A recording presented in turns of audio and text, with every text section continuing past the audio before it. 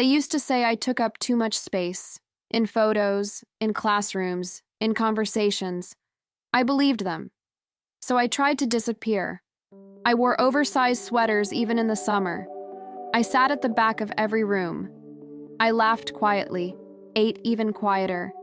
I learned to fold myself into smaller versions of who I really was. Every day I erased a little more. One skipped meal, one smaller breath, one less opinion. Until one day, I almost succeeded. There was a morning when I looked in the mirror and realized I didn't know who was staring back. My body had shrunk, but so had my voice. I thought thinness would mean freedom, but it felt like a quieter kind of prison, the kind that hides behind compliments. You look amazing. You're finally doing it. You're disappearing. They said it like it was a good thing, but it wasn't. Because the truth is, I never wanted to disappear. I just wanted to stop being their joke. And maybe that's what hurt the most, that I became the punchline they applauded. But that was before I decided something different, before I stopped shrinking for the comfort of others and started growing into the woman I was meant to be. If you've ever felt like you had to make yourself smaller just to be loved, this story is for you. Subscribe and turn on the bell. Here, we tell stories that deserve to be heard. I grew up in a house where silence was the seasoning for every meal. My mother ate quickly, almost like she was hiding something, and my father never stayed long enough to finish his plate. I learned early that food wasn't just nourishment, it was proof. Proof that I was trying.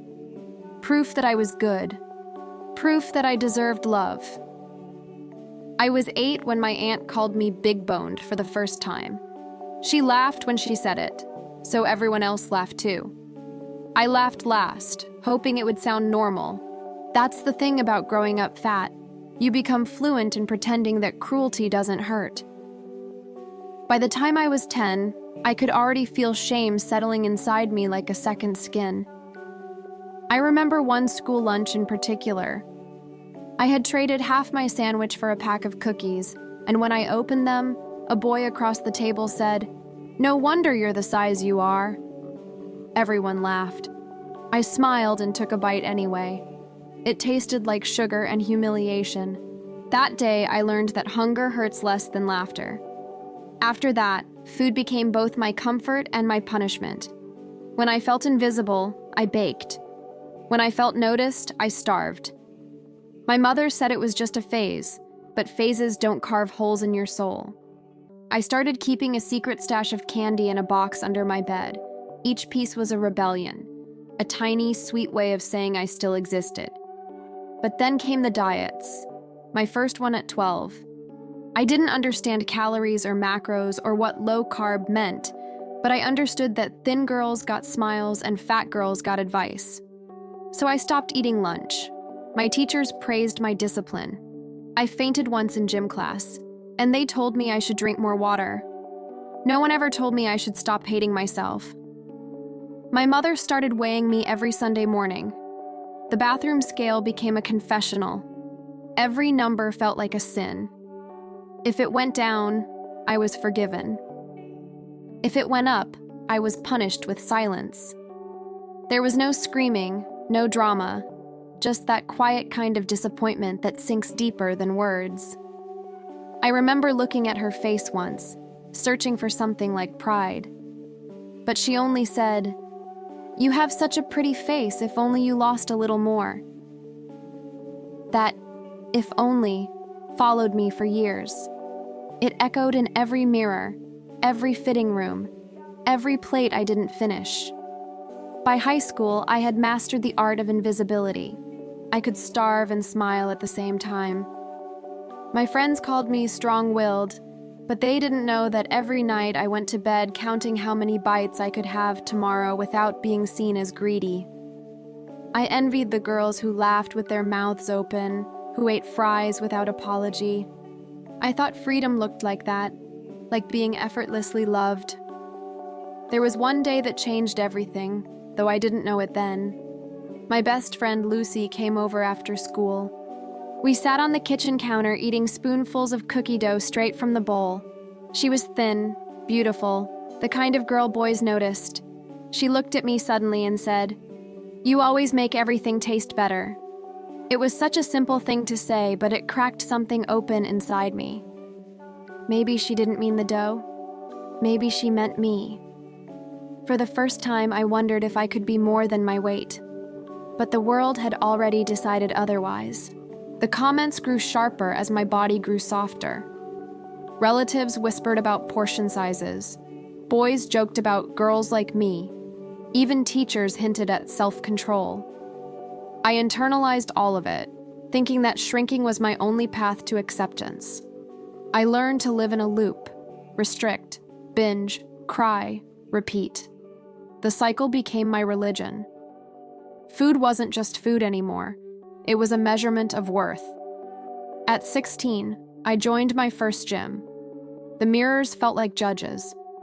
I ran until my lungs burned, until I couldn't hear my thoughts over the sound of the treadmill. I thought if I could just burn enough, I'd earn a new life. But no one tells you that chasing thinness feels a lot like chasing air. The closer you think you are, the less you can breathe. I was praised for my progress. Compliments came in like applause, and I clung to them like oxygen. But behind every "you look amazing" was an unspoken "you were never enough before." That's the cruelest part. They celebrate your suffering as if it's success. No one saw the nights I spent staring at the ceiling, feeling the hollow ache of hunger pulse through me like penance. No one saw me standing in front of the refrigerator at midnight, whispering apologies to the food I wouldn't let myself touch. They only saw the shrinking outline of a girl disappearing to make everyone else comfortable. I kept telling myself it was temporary, that I'd get thin enough, happy enough, worthy enough. But years passed, and all I became was smaller and lonelier. The body they admired became a cage. And every time I heard, "You've lost so much weight," I smiled and said thank you, even though inside I was screaming, "I've lost myself too." It happened slowly, like a candle burning itself out. I didn't wake up one morning and decide to disappear. It just became easier than existing. I'd stand in front of the mirror every night, tracing the outline of my ribs, pretending it was progress. My collarbones became trophies, my hip bones, proof of control. The world called it discipline, but it felt like dying politely. I learned to hide the exhaustion behind makeup and long sleeves. The truth is, it's easy to fool people when they only look at the surface. They saw a thinner body. I saw a ghost. There were days when I counted every calorie like prayer beads. I'd stare at a slice of bread for minutes, torn between hunger and guilt. Hunger always won. Guilt was louder. Every sound around me became too much.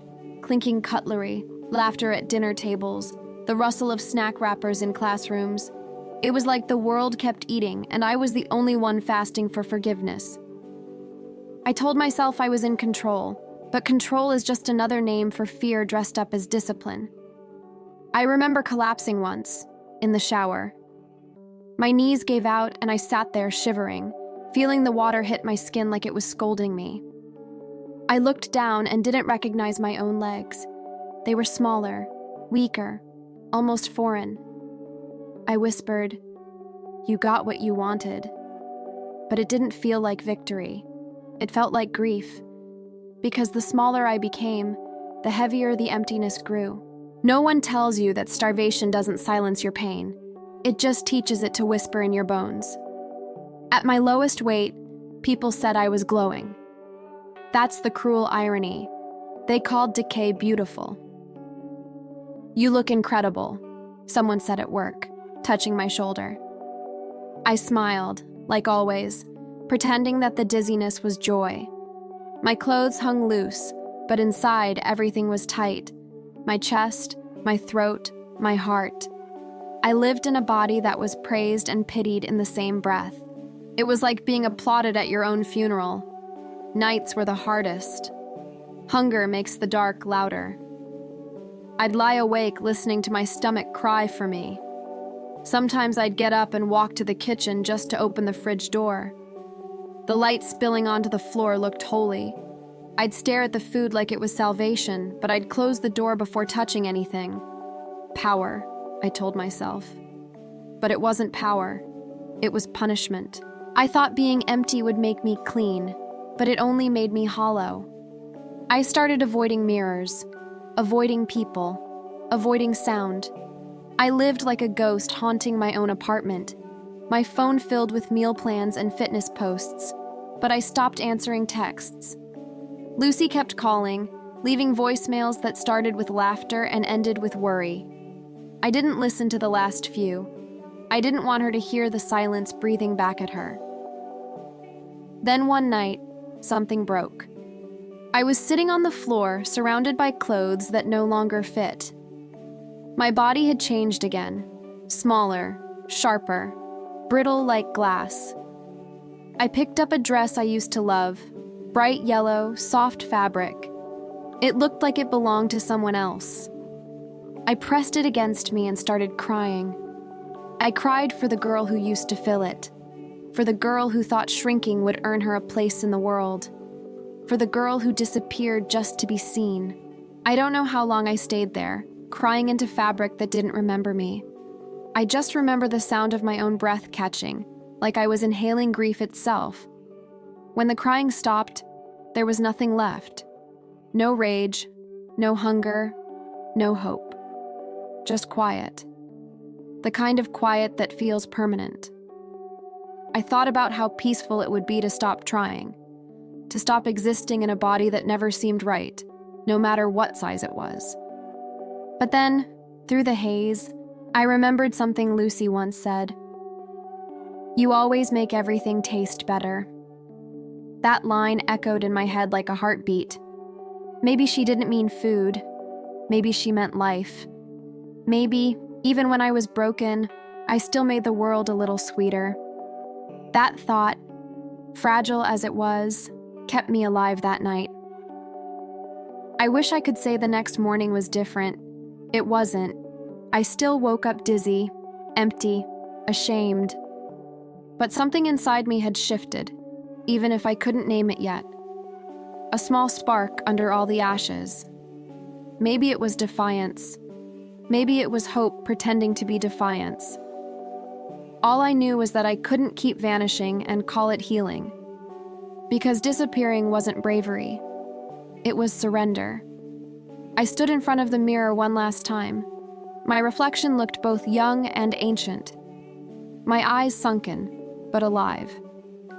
I whispered, "I don't want to disappear anymore."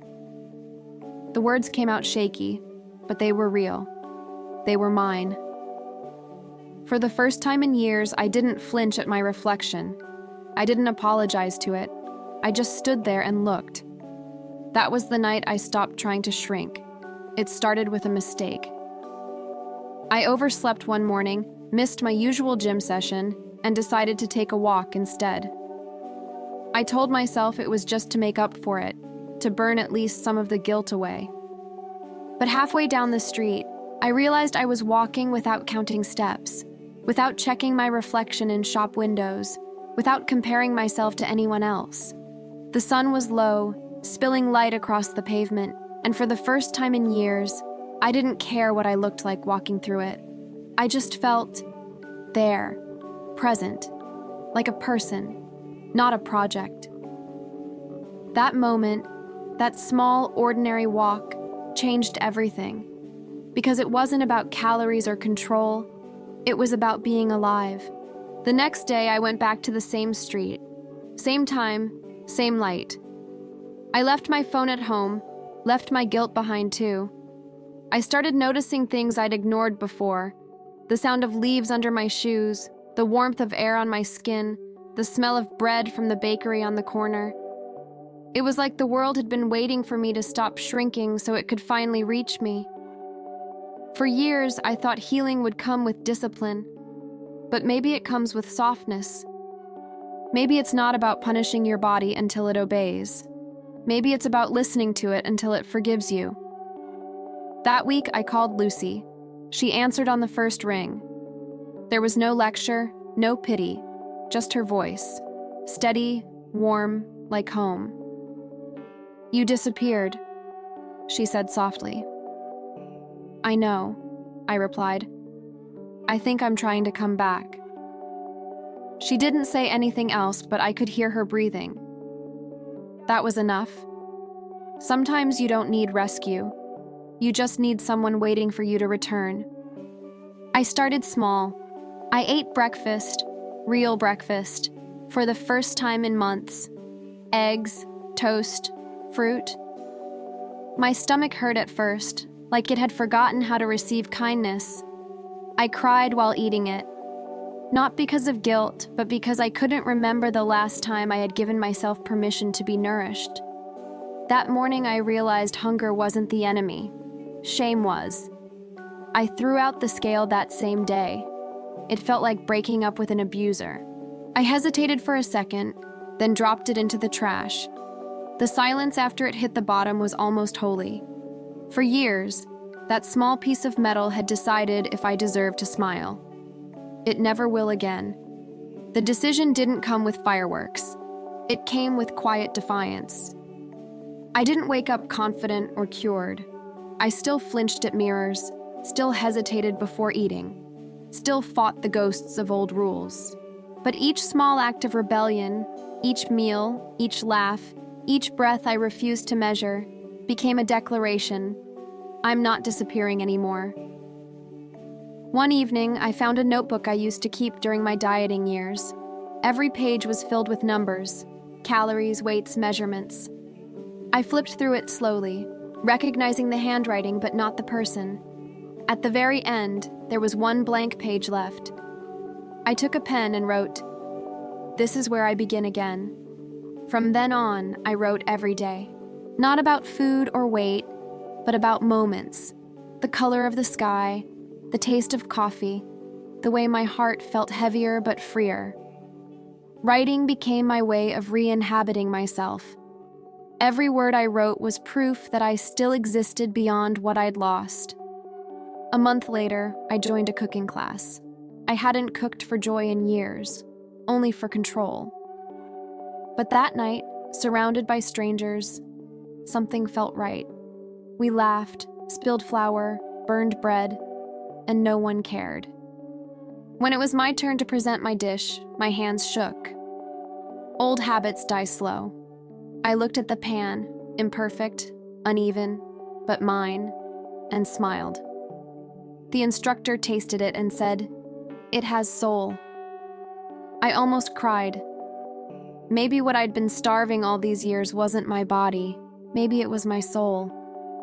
That night, I walked home under the streetlights and realized something simple. I didn't want to be admired anymore. I wanted to be alive. There's a difference. Admiration is conditional. Life isn't. I started helping at that same cooking class, showing up every week, guiding people who were scared to touch food, scared to taste it. I knew that fear intimately. Watching them learn to trust themselves made me want to trust myself too. The more I taught, the more I healed. Sometimes I'd catch my reflection in the glass and pause. My body had changed again, fuller, softer, healthier. Not the before or the after, just me. I ran my hand over my stomach and whispered, "Thank you for waiting." Because after all the starvation, the control, the punishment, my body had still waited for me to come home.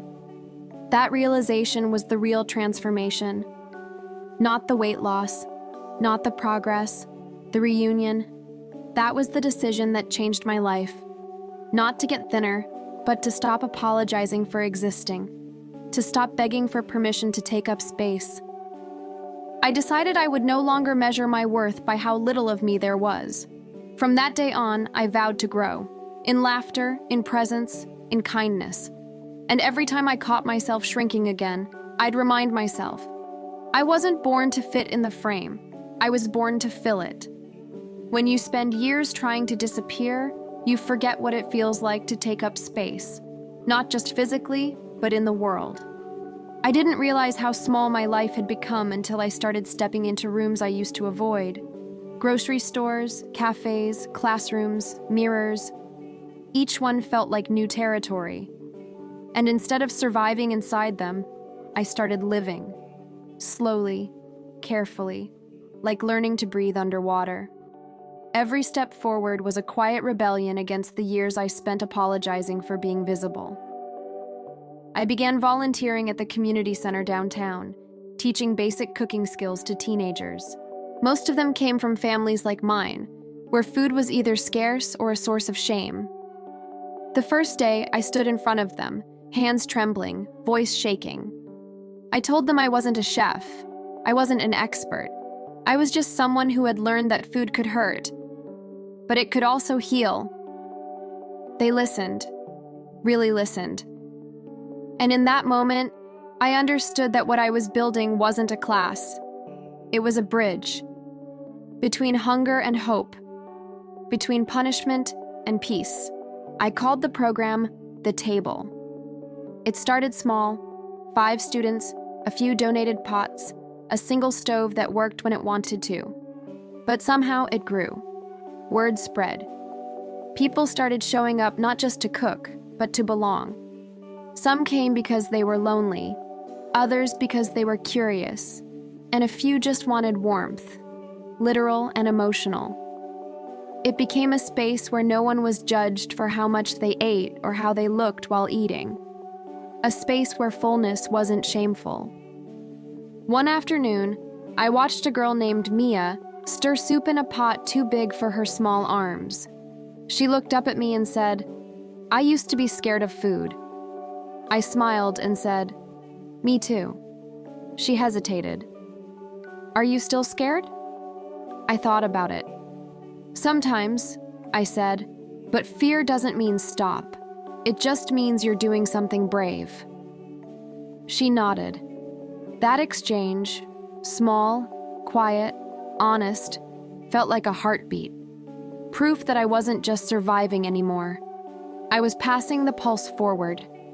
The walls of the table were soon covered with handwritten notes from everyone who came. Recipes, confessions, gratitude. One read, "I came here to learn to cook. I left remembering how to live."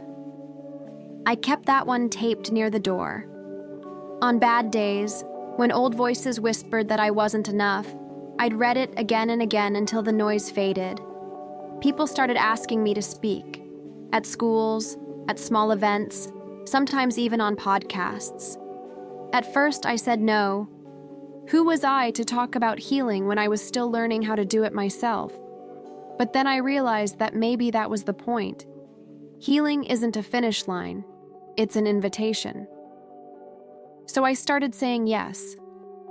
I stood in front of strangers and told them the truth. That I had tried to erase myself for years, that I had mistaken approval for love, that I had learned to starve not just my body, but my joy. And that one day I simply decided to stop. Not because I was brave, but because I was tired. The first time I told my story publicly, I cried halfway through. The audience was silent.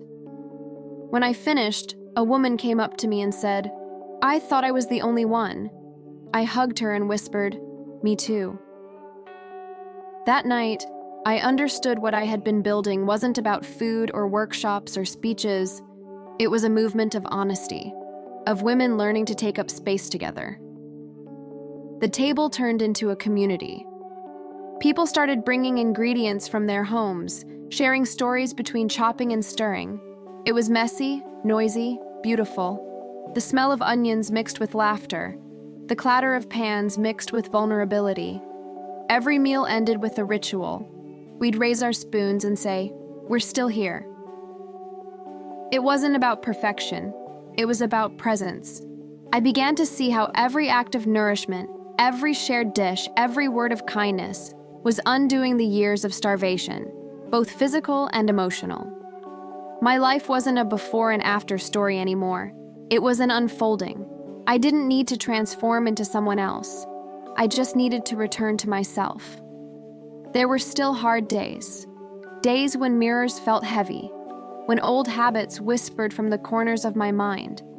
But now I had people who noticed. People who reminded me to breathe, to eat, to stay. I wasn't shrinking alone anymore. I was growing together. One evening, after everyone left, I sat at one of the long wooden tables we'd built ourselves from donated planks. The lights were dim, the air smelled like cinnamon and warmth. I looked around at the empty chairs and thought about the girl who used to count every calorie like a sin. I wished she could see this. Not the space, but the peace. Not the food, but the freedom. That was when I realized something simple but sacred. I had built what I always needed. A place where existing was enough, where no one had to earn their right to eat, to laugh, to be seen. I built something that didn't exist, not just in the world, but inside me. And for the first time, I felt full.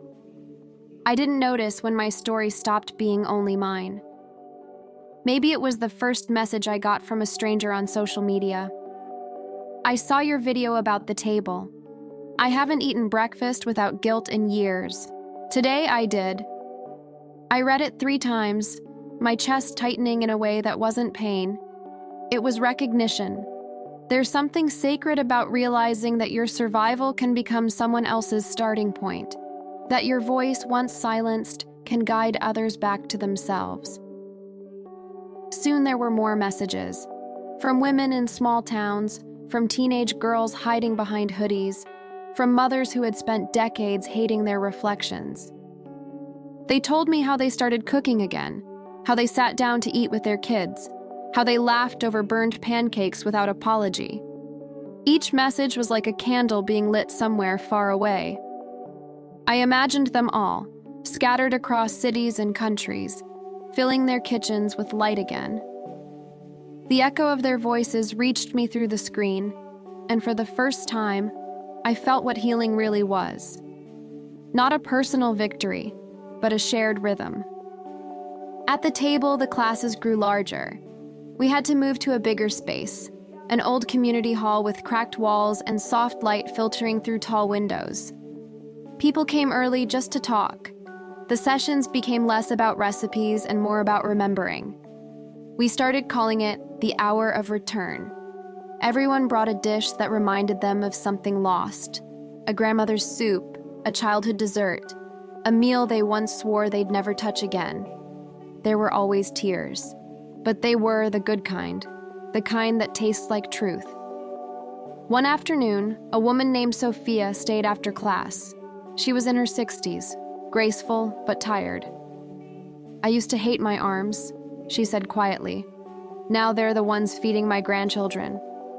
Her voice broke on that last word. I didn't know what to say, so I just held her hand.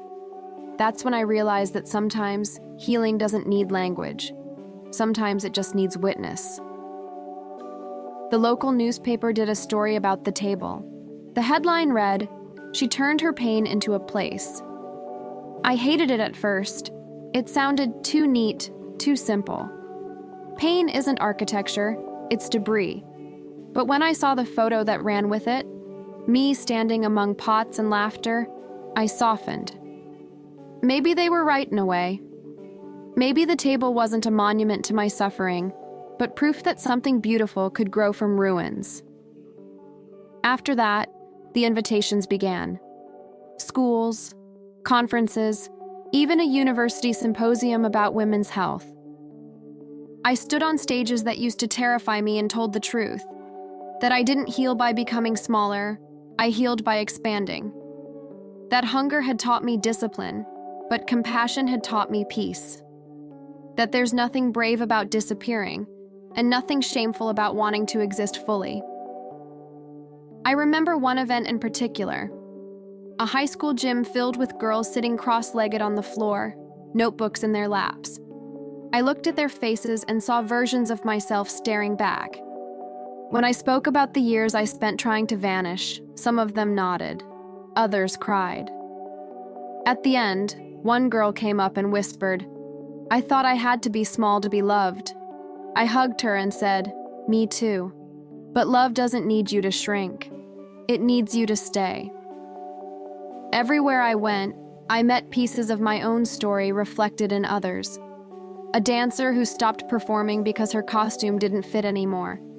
A nurse who skipped lunch every day for a decade.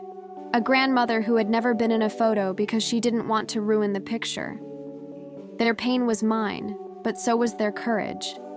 And little by little, the shame that once felt endless started to dissolve. Not because I fought it, but because I shared it. The echo of other voices filled my days. Sometimes I'd walk into the table early in the morning, before anyone arrived, and just listen. The silence wasn't empty anymore. It hummed, like the air carried stories waiting to be told. And when the women arrived, laughing, greeting, chopping vegetables, it felt like a choir without instruments. Each of them was singing something invisible but powerful. I'm still here. I started to realize that healing is contagious, that when one person stands up from the floor, others follow. It's not about strength, it's about permission. Every story we tell gives someone else the courage to rewrite their own. That's the real echo, not applause, not recognition, but reflection. Sometimes, late at night, I'd sit with my phone and scroll through messages from strangers. I ate with my daughter today. I bought my first swimsuit in 10 years. I looked in the mirror and didn't flinch. Small sentences, big lives. I'd close my eyes and whisper thank you. Not because they thanked me, but because they reminded me why I began. The echo of other voices taught me that I was never really alone. I was just waiting to tune in. And when I finally did, I realized something profound. The sound of women reclaiming their place in the world is the loudest kind of quiet there is. For years, I imagined how it would go. The apology, the confrontation, the perfect poetic moment when the people who once laughed at me would finally see what they did. In my mind, I'd walk into a room, taller somehow, radiant, untouchable. Their faces would shift, guilt, regret, awe. They'd say they were sorry. I'd nod with quiet grace, untouchable and whole. That scene played in my head so many times, it felt real. But the truth is, it never came. And now, I understand why it didn't have to. It started one afternoon when I ran into someone from high school. I was leaving the table, arms full of groceries, hair tied up, face flushed from cooking all day. "You look amazing," he said, smiling too wide. "Didn't expect to see you back here." His tone was light, but I could hear it, that mix of surprise and confusion. I smiled politely, said I was doing well, and kept walking. As I turned the corner, I realized something strange. My hands weren't shaking. My chest wasn't tight. The girl who once would have rehearsed that conversation 100 times in her head was gone. There was nothing to prove anymore. No speech left to deliver. That was the first time I felt what real closure feels like. Quiet, weightless, almost invisible. I used to think healing meant rewriting the past, but it's really about outgrowing it. When you finally become someone who no longer needs the apology, the power shifts.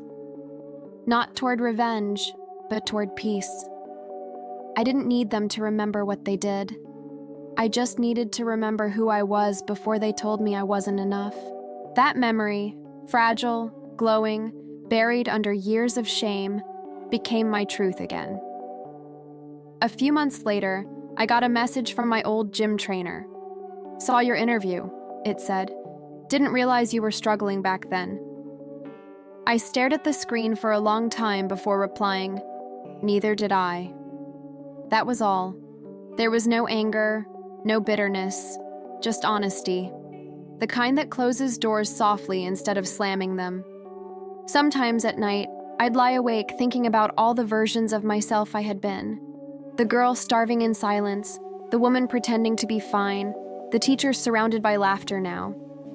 I used to wish I could go back and save her. But now, I understand she saved me. Every skipped meal, every tear, every quiet scream, it all led me here. She didn't disappear. She transformed. One evening, Lucy and I sat outside the table after closing. The sun was setting, and the air smelled like cinnamon and rain. She looked at me and said, "Do you ever wish they'd see you now?" I thought about it for a long moment. "I used to," I said. "Now I just hope they see themselves." She smiled, understanding without needing more words. That's how friendship works after survival. It's fluent in silence. The next day, I found an old box while cleaning my apartment. Inside were relics from another life, gym passes, diet journals, before and after photos. I held one picture up to the light. In it, I was smiling, but my eyes were empty. I wanted to tear it, but instead I placed it back gently and whispered, "Thank you for trying." Then I threw away the rest. It felt like shedding an old skin. The truth is, the scene I imagined, the grand moment of justice, never happened. No applause, no reckoning. Just small, ordinary days that slowly built a life I didn't need to escape from. And maybe that's the real revenge. Peace. The kind that doesn't demand to be witnessed. Sometimes people ask me if I ever forgave them, the ones who mocked, who shamed, who made me feel like existing was wrong. I tell them forgiveness isn't about letting people off the hook. It's about letting yourself off the leash. I spent too many years chained to their opinions. I'm free now. And freedom, I've learned, doesn't always roar. Sometimes it just hums quietly in your chest when you realize you don't owe anyone your pain anymore. The scene never came because it didn't need to. The apology I wanted was hidden in the life I built. The justice I craved was in every meal shared, every laugh that didn't have to be small, every breath that didn't carry guilt. I became my own closure. Now, when I think about them, the faces, the laughter, the cruelty, it feels like watching an old movie I've already seen too many times. I know how it ends, and I'm not interested in the rerun. My story didn't end there. It started when I walked out of that frame. There's a mirror in the table now. It hangs on the back wall, surrounded by handwritten notes from women who've passed through our doors. For a long time, I avoided it. I said it was for others, not for me. But one morning, before anyone arrived, I stood in front of it. The light from the window touched my skin softly, almost like a blessing. I looked at my reflection, really looked, and for the first time in years, I didn't flinch. I didn't scan for flaws or shrink into the frame. I just stood there, breathing. My body looked different, softer, stronger, mine. The scars, the stretch marks, the uneven lines, they weren't evidence of failure anymore. They were proof of survival. Proof that I had been through something and came back. I ran my fingers across my arms, my stomach, my hips. For years, I had treated these places like battlefields. Now they felt like home. This body that I punished, silenced, and starved. It never gave up on me. It carried me through collapse, through hunger, through grief. It was never the enemy.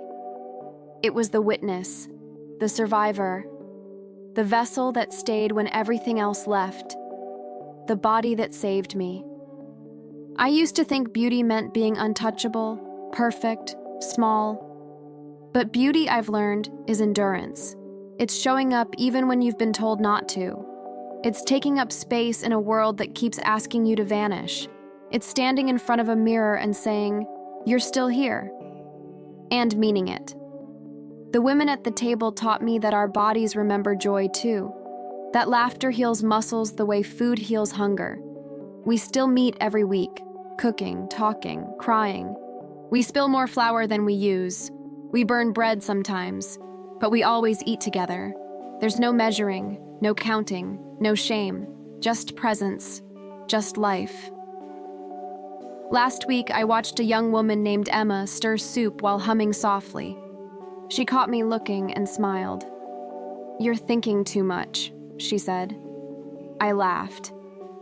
"Maybe," I replied. "Old habits." She pointed at the pot and said, "Then taste this. It's perfect." And it was.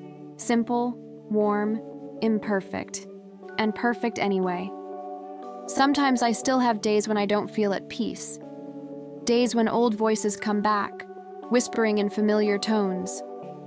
But I've learned to answer them differently now. I don't fight them. I feed them kindness until they fade. That's the secret no one tells you. Peace doesn't mean silence. It means changing the conversation. I started taking photos again, not to prove anything, just to remember. Pictures of my hands covered in dough, of Lucy laughing mid-sentence, of women sitting at the table, sharing food that tastes like forgiveness. One day, someone asked if I was ever afraid of gaining weight again. I smiled and said, "I'm more afraid of disappearing." My body is no longer a warning, it's a story. Every scar is a sentence. Every curve is punctuation. It tells of hunger and healing, of collapse and return. And like any good story, it refuses to stay small. Sometimes when everyone's gone, I walk through the table alone, touching the notes pinned to the wall. "Thank you for helping me eat again." I looked at myself and didn't cry. "I cooked with my daughter today." The echo of these voices fills the room long after they leave. And I realize maybe that's what we're all doing, leaving echoes for each other. Reminders that survival isn't solitary, that healing is communal, that we don't have to be quiet to be kind. Before I leave each night, I look at the mirror again. The woman who stares back isn't perfect, but she's alive, fully, messily, beautifully, the kind of alive that no diet, no shame, no cruelty could ever erase. I smile at her and whisper, "Thank you for waiting." Because she did. Through all the shrinking and starving and pretending, she waited for me to come back. I'm not trying to be small anymore. I'm trying to be whole. And wholeness isn't delicate. It's loud in its own way, in laughter, in footsteps, in breath. I used to think freedom was the absence of weight. But freedom, I've learned, is carrying your story without apology. If this story touched you, even just a little, tell me where you're watching from. I want to know how far these voices travel. And if you've ever felt like you had to disappear to be loved, remember this: you were never meant to be small. Subscribe and turn on the bell. Here, we tell stories that deserve to be heard.